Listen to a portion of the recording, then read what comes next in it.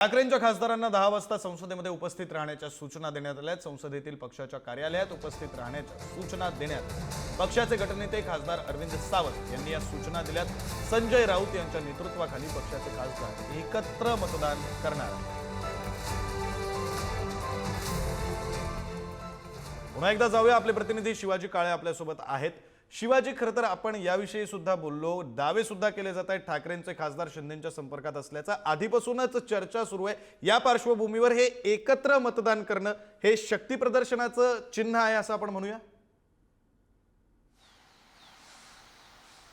शक्ती प्रदर्शन आम्ही एक आहोत हा सांगण्याचा प्रयत्न आहे।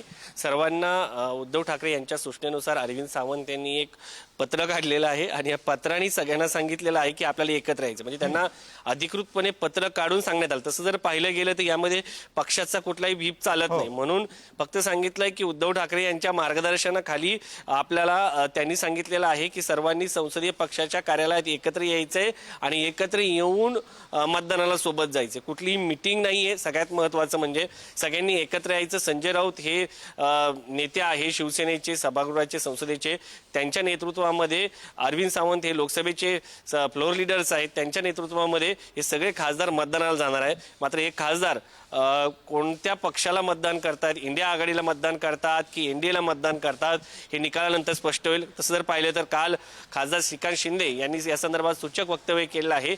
एनडीएचा जो नंबर आहे तो निश्चितपणे वाढलेला असेल असं त्यांनी म्हटलेलं आहे। त्यामुळे या ठिकाणी एनडीएचा नंबर किती प्रमाणात वाढतोय आणि त्याच्यामध्ये ठाकरेंचे खासदार मनाने कोणत्या बाजूला राहतात हे पाहणं महत्त्वाचं असणार आहे। बरं शिवाजी, या सगळ्या घडामोडींकडे लक्ष असू द्या। धन्यवाद या सगळ्या तपशिलांसाठी।